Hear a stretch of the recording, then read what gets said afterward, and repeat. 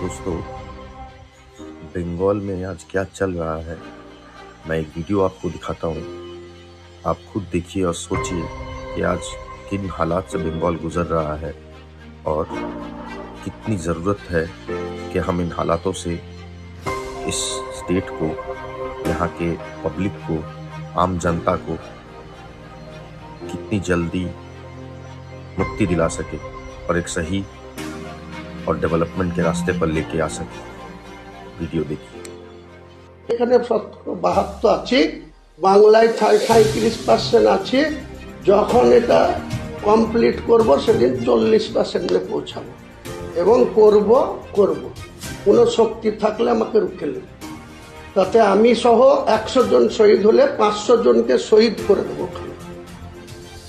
আমার চ্যালেঞ্জ এটা। কেউ বলেছে তো ইউপির যে Uma ভারতীজি, ex chief minister Madhya Pradesh, ईट खुलिए, हिंदी से बोले चोर बेटा एक ईटा खुल लेंगे।